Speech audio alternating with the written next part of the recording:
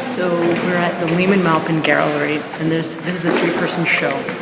Maya Lin, Mary Corse, and Teresita Hernandez. We just came out from the new museum where we saw the retrospective of Ellen Gallagher.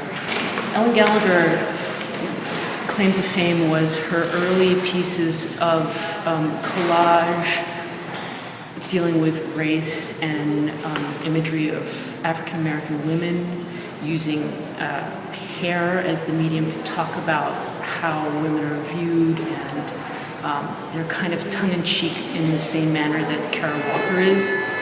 And then Ellen Gallagher's later works are all very abstract. So Patricia, you and I were discussing how sometimes it's difficult to access abstract art, unless the artist has given you a way in, an entry point. You're looking for some kind of symbolism. I'm looking for text. You're looking for, you like those eyeballs. I thought about, for me the eyebrows were so much about, I feel like I constantly project ideas of the gaze onto things. So when you have these millions of eyeballs, or hundreds of eyeballs, and the white area is really big, but when your pupils get small, like you're in stress, right? So there's a tension there that I think you felt that her work had. Once you get the abstraction, even though this work is contemporary, you immediately open up the door back to the 50s. You can't not refer to all of the abstract, expressionistic art that this is really the product of. So I have a lot of trouble with abstraction in terms of understanding it, but how I'm able to enter this person's work is through the surface of this material. So here we have like the Ad Reinhardt, right? Wasn't it Ad Reinhardt who did white on white? You can't do white on white without referencing the 1950s. Or maybe it's the different values of white that are happening underneath here. I don't know, I think it's a beautiful surface. Well, I think that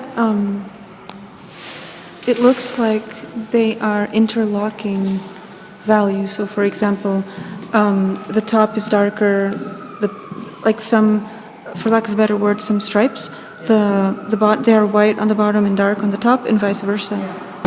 This painting is radiating stripes in opposite directions. Thank you, Patricia, for pointing that out. Now let's come down here and look at this. This is a Maya Lin, and Maya Lin's work always is, to me, intellectual and poetic. That's the best way that I think to describe her. And it's a ring that looks like it was taken as a sample out of the core of the Earth. Because if you look at the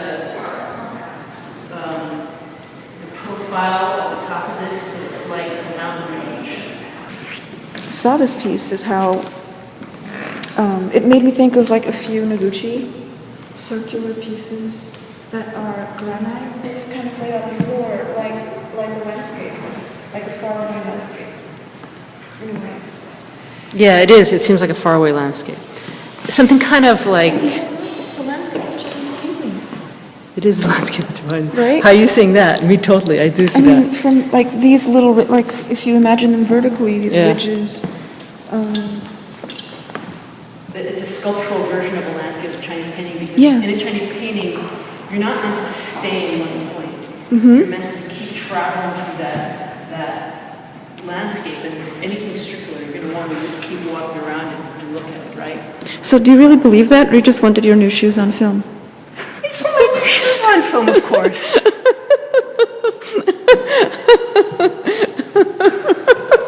Okay, I really need to get my hair cut. It's like permanent fall pond.